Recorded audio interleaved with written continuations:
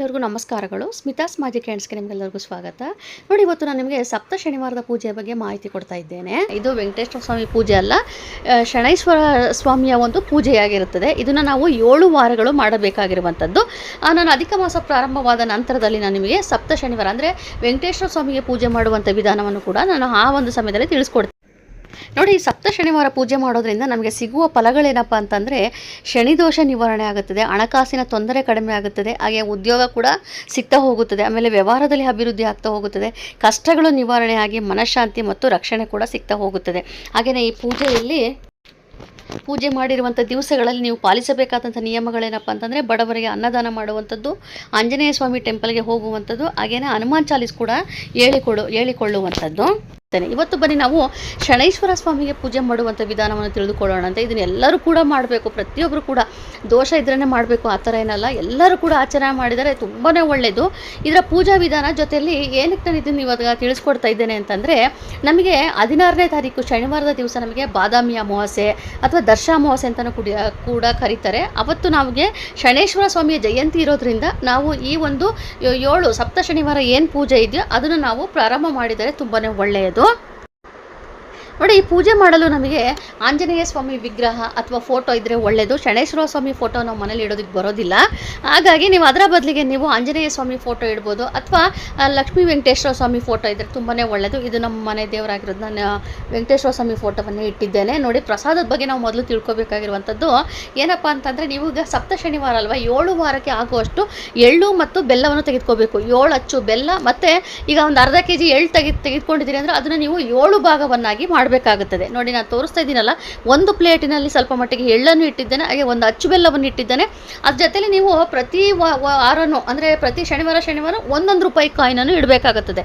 ಅಲ್ಲಿಗೆ ನಮಗೆ 7 ವಾರಗಳಿಗೆ ₹7 ಆಗ್ತಾ ಹೋಗುತ್ತದೆ. ನಾನು ನಿಮಗೆ ಅಷ್ಟನ್ನು ಒಂದೇ ಸರಿಗೆ ಇಟ್ಟು ತೋರಿಸ್ತಾ ಇದ್ದೇನೆ ಅಷ್ಟೇ, ಪೂಜೆ ತೋರಿಸೋದಕ್ಕೋಸ್ಕರ. ಪ್ರತಿ ವಾರ ಒಂದೊಂದೇ ರೂಪಾಯಿ ಇಡ್ತಾ ಹೋಗಬೇಕು. ಸ್ವಲ್ಪ ಎಳ್ಳು, ಒಂದು ಅಚ್ಚು ಬೆಲ್ಲ ಮತ್ತು ₹1. ಇದೇ ಪ್ರಸಾದ ಶನೈಶ್ವರ ಸ್ವಾಮಿಗೆ ನಾವು ಇಡಬೇಕಾಗಿರುವಂಥ ಪ್ರಸಾದ ಅಂದರೆ ಇದೇನೆ. ಅದರ ನಂತರದಲ್ಲಿ ನೀವೇನಾದರೂ ವಿಶೇಷವಾಗಿ ಅವತ್ತು ನೀವು ಪೊಂಗಲ್ಲು ಮತ್ತೇನೋ ಪ್ರಸಾದ ಮಾಡಿದರೆ ಆ ಒಂದು ಪ್ರಸಾದವನ್ನು ಇಟ್ಟು ನೀವು ಪೂಜೆ ಮಾಡ್ಕೋಬೋದು. ಇನ್ನು ದೀಪಾರಾಧನೆ ಬಗ್ಗೆ ಈಗಾಗಲೇ ನಮಗೆ ತಿಳಿಸ್ಕೊಟ್ಟಿದ್ದೇನೆ. ಒಂದರಲ್ಲಿ ತುಪ್ಪದ ದೀಪ ಹಚ್ಚಬೇಕು, ಮತ್ತೊಂದರಲ್ಲಿ ಎಳ್ಳೆಣ್ಣೆ ದೀಪ ಹಚ್ಚಬೇಕು. ಅದರಲ್ಲಿ ಎಳ್ಳನ್ನು ಹಾಕಿ ನಾವು ದೀಪಾರಾಧನೆ ಮಾಡಬೇಕಾಗುತ್ತದೆ. ನೋಡಿ, ಇದು ಶನಿ ಮಹಾತ್ಮ ಸ್ವಾಮಿಯ ಒಂದು ಕತೆ ಪುಸ್ತಕ. ಇದು ತುಂಬ ಹಳೆಯದು, ಇದು ನಿಮಗೆ ಸಿಗೋದು ಕಷ್ಟ. ಹಾಗಾಗಿ ನೀವು ಇದರ ಗೂಗಲಲ್ಲಿ ಸರ್ಚ್ ಮಾಡಿದ್ರೆ ನಿಮಗೆ ಕತೆ ಸಿಗ್ಬೋದು. ಇಲ್ಲ ಅಂತ ಅಂದರೆ ನೀವು ಇರುವಂಥ ಊರಿನಲ್ಲಿ ನೀವು ಬುಕ್ ಶಾಪಲ್ಲಿ ಕೇಳಿದ್ರೆ ತರಿಸಿ ಕೊಡ್ತಾರೆ. ಇದು ಪ್ರತಿಯೊಂದು ಬುಕ್ ಶಾಪಲ್ಲೂ ಕೂಡ ಸಿಗುತ್ತೆ. ಇದರಲ್ಲಿ ಶನಿದೇವನಿಗೆ ಸಂಬಂಧಪಟ್ಟಂಥ ಕಥೆ ಇದೆ. ಅದರ ಜೊತೆಲಿ ಶನೈಶ್ವರ ಸ್ವಾಮಿಯ ಒಂದು ಅಷ್ಟೋತ್ತರ ಕೂಡ ಇದೆ. ಆಮೇಲೆ ನವಗ್ರಹಕ್ಕೆ ಸಂಬಂಧಪಟ್ಟಂತೆ ಒಂದು ಸ್ತೋತ್ರಗಳಾಗಿರ್ಬೋದು, ಅಷ್ಟೋತ್ತರ ಕೂಡ ಇದೇ ಒಂದು ಪುಸ್ತಕದಲ್ಲಿದೆ. ಹಾಗಾಗಿ ನಿಮಗೆ ಯಾವೆಲ್ಲ ದೋಷ ಇದೆಯೋ ಅದಕ್ಕೆ ಸಂಬಂಧಪಟ್ಟಂತೆ ನೀವು ಒಂದು ನವಗ್ರಹ ಸ್ತೋತ್ರವನ್ನು ಕೂಡ ಹೇಳ್ಕೋಬೋದು. ಶನೈಶ್ವರ ಸ್ವಾಮಿಯ ಒಂದು ಕಥೆಯನ್ನು ಓದ್ಕೊಂಡು ನೀವು ಅದರಲ್ಲಿ ಅಷ್ಟೋತ್ತರ ಇದೆ, ಅಷ್ಟೋತ್ತರವನ್ನು ಕೂಡ ನೀವು ಹೇಳ್ಕೋಬೇಕಾಗುತ್ತದೆ.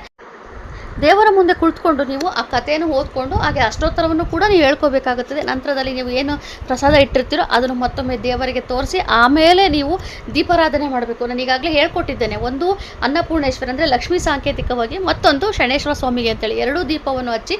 ಇನ್ನು ಪ್ರಸಾದನೂ ಅಷ್ಟೇ, ಇದು ಅಂತೂ ಬಹುಮುಖ್ಯವಾಗಿ ಮಾಡುವಂಥದ್ದು, ಎಳ್ಳು ಮತ್ತು ಬೆಲ್ಲ ಇಡಬೇಕಾಗಿರುವಂಥದ್ದು. ನಂತರದಲ್ಲಿ ನೀವು ಅವತ್ತಿನ ದಿವಸ ವೆಂಕಟೇಶ್ವರ ಸ್ವಾಮಿ ವಾರವೂ ಕೂಡ ಇರೋದ್ರಿಂದ ನೀವೇನು ವಿಶೇಷವಾಗಿ ಪ್ರಸಾದ ಮಾಡಿರ್ತೀರೋ ಅದೇ ಪ್ರಸಾದವನ್ನೇ ಇಡ್ಬೋದು. ಆಮೇಲೆ ಮತ್ತೊಂದು ವಿಚಾರ ಏನಪ್ಪ ಅಂತಂದರೆ, ಇದನ್ನು ಯಾವ ಸಮಯದಲ್ಲಿ ಪೂಜೆ ಮಾಡಬೇಕಂದ್ರೆ ಇದು ಸೂರ್ಯೋದಯದ ನಂತರದಲ್ಲೇ ನಾವು ಈ ಪೂಜೆ ಪ್ರಾರಂಭ ಮಾಡಬೇಕಾಗುತ್ತದೆ. ಶನಿವಾರ ಆಗಿರೋದ್ರಿಂದ ನಮಗೆ 9 ರಿಂದ 10ವರೆವರೆಗೂ ರಾವು ಕಾಲವಿರುತ್ತದೆ. ಸೊ ಆ ಒಂದು ಸಮಯ ಬೇಡ, ನೀವು ಬೆಳಗ್ಗೆನೇ ಮಾಡ್ಕೊಳ್ಳಿ. ಇಲ್ಲ ಅಂದರೆ ಸಂಜೆ ನೀವು 5:30 ರಿಂದ 7 ಗಂಟೆವರೆಗೂ ಒಳ್ಳೆಯ ಸಮಯವಿರುತ್ತದೆ. ಪ್ರದೋಷ ಸಮಯದಲ್ಲಿ ಕೂಡ ನೀವು ಈ ಒಂದು ಪೂಜೆಯನ್ನು ಪ್ರಾರಂಭ ಮಾಡ್ಬೋದು. ಅವತ್ತಿನ ದಿವಸ ನೀವು ಈ ಪೂಜೆಯನ್ನು ಮಾಡಿ ಆಮೇಲೆ ಸಂಜೆಯ ಸಮಯದಲ್ಲಿ ಶನೈಶ್ವರ ಸ್ವಾಮಿ ದೇವಸ್ಥಾನ ಅಥವಾ ಆಂಜನೇಯ ಸ್ವಾಮಿ ದೇವಸ್ಥಾನಕ್ಕೆ ಹೋಗಿ ಅಲ್ಲಿ ನೀವು ಎಳದೀಪವನ್ನು ಹಚ್ಚಿ ಬರೋದು ತುಂಬಾ ಒಳ್ಳೆಯದು. ಈಗ ನಾನು ಪ್ರಸಾದದ ಬಗ್ಗೆ ಹೇಳ್ತಾ ಇದ್ದೀನಿ, ನೀವು ಕೇಳ್ಬೋದು, ಪ್ರತಿ ವಾರವೂ ಕೊಟ್ಟು ಬರಬೇಕಾ, ದೇವಸ್ಥಾನಕ್ಕೆ ಕೊಡಬೇಕಾಗಿರುವಂಥ ಪ್ರಸಾದ ಅದು. ಆದರೆ ಪ್ರತಿ ವಾರವೂ ಕೊಡೋದಕ್ಕೆ ಆಗೋದಿಲ್ಲ ಅಲ್ವಾ, ಕೆಲವೊಬ್ಬರಿಗೆ ತುಂಬ ದೂರ ಇರುತ್ತೆ ಊರು, ಅಥವಾ ಇನ್ನೊಂದು ಸಮಯ ಏನಪ್ಪ ಅಂದರೆ ಇಷ್ಟಿಷ್ಟೇ ಕೊಡೋದಕ್ಕೂ ಸ್ವಲ್ಪ ಸಮಯ ಕಷ್ಟ ಆಗುತ್ತೆ. ಆಗ ನೀವು ಏನು ಮಾಡಬೇಕು ಅಂದರೆ 7 ವಾರಗಳು ಕೂಡ ನೀವು ಮೊದಲನೇ ವಾರ ಏನು ಇಟ್ಟಿರ್ತೀರೋ ಅದನ್ನು ನೀವು ಪ್ರತಿಯೊಂದು ಕೂಡ, ಈಗ ಶನಿವಾರ ಪೂಜೆ ಮಾಡ್ತೀರಂದರೆ ಭಾನುವಾರ ಪ್ರಸಾದವನ್ನು ತೆಗೆದು ಒಂದು ಬಾಕ್ಸ್ನಲ್ಲಿ ಹಾಕಿಡ್ತಾ ಬನ್ನಿ. 7 ವಾರಗಳು ಆಗೋವರೆಗೂ ಕೂಡ ನೀವು ಆ ಎಳ್ಳು ಮತ್ತು ಆ ಬೆಲ್ಲ ಏನಿರುತ್ತೋ ಅಷ್ಟನ್ನು ಕೂಡ ಒಂದು ಬಾಕ್ಸಲ್ಲಿ ಶೇಖರಣೆ ಮಾಡಿ ಮಾಡಿಡಬೇಕು. ಆಮೇಲೆ ಈಗ ಒಂದು ಪಕ್ಷದಲ್ಲಿ ಪೀರಿಯಡ್ಸ್ ಸಮಸ್ಯೆ ಆಗುತ್ತೆ, ಪೀರಿಯಡ್ಸ್ ಇದ್ದಾಗ ಆ ಒಂದು ವಾರ ಬಿಟ್ಟು ಅದ್ರ ಮುಂದಿನ ವಾರದಲ್ಲಿ ನೀವು ಮುಂದುವರ್ಸ್ಕೊಂಡು ಹೋಗಿ. ಇನ್ನು ನೀವು ಏನು 7 ಕಾಯಿನ್ಗಳು ಇಟ್ಟಿರ್ತೀರ, ಅಂದರೆ 1 ರೂಪಾಯಿನ ನಾಣ್ಯಗಳು ಇಡ್ತಾ ಬರ್ತೀರಾ, ಆ 7 ನಾಣ್ಯಗಳನ್ನು ಮಾತ್ರ ನೀವು 7 ವಾರ ಕಳೆದ ನಂತರದಲ್ಲಿ ಅಷ್ಟು ನಾಣ್ಯಗಳು ಅಂದರೆ 7 ನಾಣ್ಯಗಳು ನೀವು ತೆಗೆದುಕೊಂಡು ಭಾನುವಾರದ ಸಮಯದಲ್ಲಿ, ಶನಿವಾರ ಪೂಜೆ ಮಾಡಿರ್ತೀರಲ್ಲ ತೆಗಿಯೋಕ್ಕೆ ಬರೋಲ್ಲ, ಭಾನುವಾರ ಬೆಳಗ್ಗೆ ನೀವು ಯಥಾ ಪ್ರಕಾರ ವಿಸರ್ಜನೆ ಮಾಡುವಂಥ ಸಮಯದಲ್ಲಿ ಆ 7 ಕಾಯಿನ್ಗಳನ್ನು ತೆಗೆದುಕೊಂಡು ಒಂದೇ ಸರಿಗೆ ಅದನ್ನು ನಿಮ್ಮ ಕ್ಯಾಶ್ ಬಾಕ್ಸ್ ಅಥವಾ ನಿಮ್ಮ ಜ್ಯುವೆಲರಿ ಬಾಕ್ಸ್ನಲ್ಲಿ ಒಂದು ಹಳದಿ ಬಟ್ಟೆಯಲ್ಲಿ ಕಟ್ಟಿ ಇಟ್ಬಿಡಿ. ಅದು ತುಂಬಾ ಒಳ್ಳೆಯದು. ನಿಮಗೆ ತುಂಬಾ ಏನಪ್ಪ ಅಂತಂದರೆ ಶನಿದೇವರ ಅನುಗ್ರಹ ನಮಗೆ ಸಿಕ್ತು ಅಂತಂದರೆ ನಮಗೆ ತುಂಬಾ ನಾವು ಏನು ಅಂದ್ಕೊಳ್ತೀವಿ ಎಲ್ಲನೂ ಸಹ ಕೊಡ್ತಾನಂತೆ. ನಾವು ಅಂದ್ಕೊಳ್ತೀವಿ ಲಕ್ಷ್ಮೀ ಅಮ್ಮನವರು ಅಂತೇಳಿ, ಅಷ್ಟೇ ಅಲ್ಲದೇ ಶನೇಶ್ವರ ಸ್ವಾಮಿಯು ಸಹ ನಮಗೆ ಎಲ್ಲವನ್ನೂ ಕೊಡ್ತಾನಂತೆ. ಹಾಗಾಗಿ ನಾವು ಈ ಒಂದು ಶನೇಶ್ವರ ಸ್ವಾಮಿಯ ಪೂಜೆಯನ್ನು ಮಾಡೋದ್ರಿಂದ ನೀವೊಂದು ಹಣಕಾಸಿನ ಅರಿವು ಆಗಿರ್ಬೋದು, ಮನೆಯಲ್ಲಿ ಯಾರಿಗಾರ ದೋಷಗಳಾಗಿರ್ಬೋದು, 7.5 ಶನಿ ಆಗಿರ್ಬೋದು, ಅಷ್ಟಮ ಶನಿ, ಪಂಚಮ ಶನಿ ಇದ್ದೇ ಇರುತ್ತೆ. ಕೆಲವೊಬ್ಬರಿಗೆ ಏನಾದರೂ ಒಂದು ರಾಹು ದೋಷ ಆಗಿರ್ಬೋದು, ಎಲ್ಲವನ್ನೂ ಕೂಡ ನಾವು ಈ ಒಂದು ಶನೇಶ್ವರ ಸ್ವಾಮಿ ಪೂಜೆಯನ್ನು ಮಾಡೋದ್ರಿಂದ, ಈ ಒಂದು ವ್ರತವನ್ನು ಮಾಡೋದ್ರಿಂದ ನಾವು ಪರಿಹಾರ ಮಾಡ್ಕೋಬೋದು.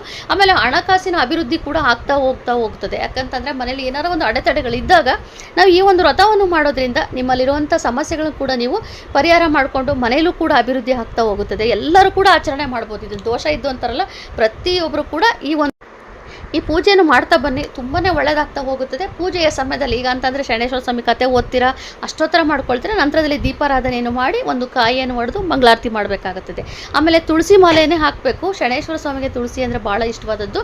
ಆಮೇಲೆ ನಿಮಗೆ ಯಾವ ಬಣ್ಣದ ಬಟ್ಟೆ ಹಾಕೋಬೇಕು ಅಂತಲೂ ಸಹ ಹೇಳಬೇಕು. ಅಂದರೆ ನೀಲಿ ಬಣ್ಣದ, ಕಪ್ಪು ಬೇಡ, ಕಪ್ಪು ನೀಲಿ ಎರಡು ಹಾಕೋಬೋದಾದರೆ ಕಪ್ಪು ಬಣ್ಣ ಬೇಡ. ಪೂಜೆ ಸಮಯದಲ್ಲಿ ನೀಲಿ ಬಣ್ಣದ ಬಟ್ಟೆಯನ್ನು ಹಾಕ್ಕೊಂಡು ನೀವು ಪೂಜೆಯನ್ನು ಮಾಡಿ. ಶನೇಶ್ವರ ಸ್ವಾಮಿಗೆ ತುಂಬಾ ಪ್ರಿಯವಾದದ್ದು, ಬೇಗನೆ ಅನುಗ್ರಹ ಸಿಗ್ತಾ ಹೋಗುತ್ತದೆ. ಇನ್ನು ಅಮಾವಾಸ್ಯೆ ಅಂತ ಬಂದಾಗ ನಮಗೆ ಈಗ ಬಾದಾಮಿ ಅಮಾವಾಸ್ಯೆ ಪ್ರಾರಂಭವಾಗುವಂಥದ್ದೇನೆ ಶನಿವಾರ ಬೆಳಗ್ಗೆ ನಮಗೆ 5:12 ಪ್ರಾರಂಭವಾಗಿರುತ್ತದೆ. ಹಾಗೆಯೇ ರಾತ್ರಿ ಶನಿವಾರ ರಾತ್ರಿಯೇ 1:31 ಮುಕ್ತಾಯವಾಗುತ್ತದೆ. ರಾತ್ರಿ 12 ಗಂಟೆ ನಂತರದಲ್ಲಿ ನಮಗೆ ಅದು ಮುಂದಿನ ದಿವಸವಾಗಿರುತ್ತದೆ, ಅಂದರೆ ಭಾನುವಾರವಾಗಿರುತ್ತದೆ. ಆ ಒಂದು ಸಮಯ ಕಳ್ಕೊಂಡು ನೀವು ಶನೇಶ್ವರ ಸ್ವಾಮಿಯನ್ನು ವಿಸರ್ಜನೆ ಮಾಡ್ಬೋದು. ಪ್ರತಿ ವಾರವೂ ಕೂಡ ನೀವು ಮಾಡ್ಬೋದು. ಈಗಾಗಲೇ ಹೇಳಿದಾಗ ಆಂಜನೇಯ ಸ್ವಾಮಿ ಫೋಟೋನಾದರೂ ಇಡ್ಬೋದು, ವಿಗ್ರಹನಾದ್ರೂ ಇಟ್ಟು ಪೂಜೆ ಮಾಡ್ಕೋಬೋದು. ತುಳಸಿ ಮಾಲೆ ಅಂತೂ ಹಾಕೋದಕ್ಕೆ ಮರಿಬೇಡಿ. ಇಷ್ಟನ್ನು ಆಮೇಲೆ ನಿಮ್ಗೆ ಇನ್ನೊಂದು ಮಾಹಿತಿ ಹೇಳಲೇಬೇಕು. ಪ್ರತಿಯೊಂದು ನೀವು ಪೂಜೆ ಮಾಡುವಂಥ ಸಂದರ್ಭದಲ್ಲೂ ಕೂಡ ನೀವು ಓಂ ಶ್ರಂ ಶನೇಶ್ವರಾಯ ನಮಃ ಅಂತ ಹೇಳ್ಕೋಬೇಕು. ಅದ್ರ ಜೊತೆಯಲ್ಲಿ ಓಂ ಶ್ರೀಂ ರೀಂ ಕ್ಲೀಂ ಮಹಾಲಕ್ಷ್ಮಿಯೇ ನಮಃ. ಯಾಕಂದರೆ ನಮಗೆ ಲಕ್ಷ್ಮಿ ಅನುಗ್ರಹನೂ ಕೂಡ ಬೇಕು. ಅವತ್ತಿನ ದಿವಸ ನೀವು ಅದನ್ನು 108 ಬಾರಿ, ಇದು 108 ಬಾರಿ ಹೇಳ್ಕೊಳ್ಳಿ. ಓಂ ಶ್ರೀಂ ರೀಂ ಕ್ಲೀಂ ಮಹಾಲಕ್ಷ್ಮಿಯೇ ನಮಃ. ಒಂದು 10 ನಿಮಿಷ ಆಗೋದಿಲ್ಲ, ಅಷ್ಟು ಹೇಳ್ಕೊಂಡು ನೀವು ಪೂಜೆಯನ್ನು ಮುಕ್ತಾಯ ಮಾಡಬೇಕಾಗುತ್ತದೆ. ಎಲ್ಲರೂ ಕೂಡ ಇದನ್ನು ಆಚರಣೆ ಮಾಡಿ, ಖಂಡಿತ ಒಳ್ಳೆಯದಾಗ್ತದೆ. ಈ ಶನಿವಾರದಿಂದ ಪ್ರಾರಂಭ ಮಾಡಿ. ಒಂದು ಪಕ್ಷದಲ್ಲಿ ನಿಮಗೆ ಏನಾದರೂ ಸಮಸ್ಯೆ ಇತ್ತು, ಪೀರಿಯಡ್ ಸಮಸ್ಯೆ ಮತ್ತೊಂದು ಇತ್ತು ಅಂತಂದರೆ ಈ ಶನಿವಾರ ಬಿಟ್ಟು ಮುಂದಿನ ಶನಿವಾರ ಪ್ರಾರಂಭ ಮಾಡಿ 7 ವಾರಗಳು ನಾವು ಈ ಒಂದು ಸಪ್ತ ಶನಿವಾರ ಶನೇಶ್ವರ ಸ್ವಾಮಿಯ ಪೂಜೆಯನ್ನು ಮಾಡಬೇಕಾಗುತ್ತದೆ. ಎಲ್ಲರಿಗೂ ಕೂಡ ಒಳ್ಳೆಯದಾಗಲಿ.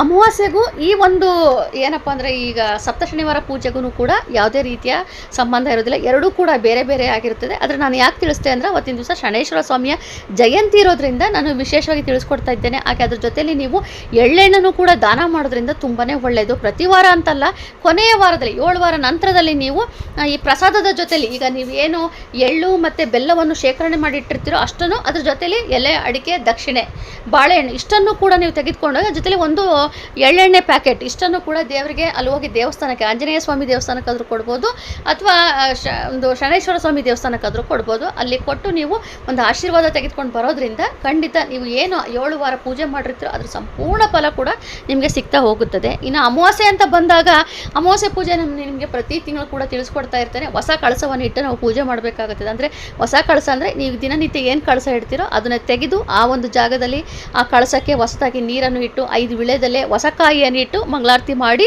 ನಂತರದಲ್ಲಿ ಆ ಮೊಸರನ್ನವನ್ನು ಮಾಡಿ ಪಿತೃಗಳಿಗೂ ಕೂಡ ನಾವು ಮೊಸರನ್ನವನ್ನು ಸ್ವಲ್ಪ ಮಟ್ಟಿಗೆ ಕೊಡಬೇಕಾಗುತ್ತದೆ. ಆ ಒಂದು ಪಿತೃಗಳಿಗೂ ಕೂಡ ನೀವು ಮೊಸರನ್ನ ಕೊಟ್ಟು, ನಂತರದಲ್ಲಿ ಬಾಗಿಲಿಗೂ ಕೂಡ ಒಂದು ನೀವಾಳಿಸ್ಬಿಟ್ಟು ಒಂದು ನಿಂಬೆಹಣ್ಣನ್ನು ಹೆಚ್ಚಿಟ್ಬಿಟ್ಟು, ದೇವರ ಮುಂದೆನೂ ಕೂಡ ಒಂದು ನಿಂಬೆಹಣ್ಣನ್ನು ಹೆಚ್ಚಿಟ್ಬಿಟ್ಟು ನೀವು ಪೂಜೆಯನ್ನು ಮಾಡಿಕೊಳ್ಳಬೇಕಾಗುತ್ತದೆ. ನೋಡಿ, ಅಮಾವಾಸ್ಯೆ ಪೂಜೆ ಅಂದರೆ ಇಷ್ಟೇ.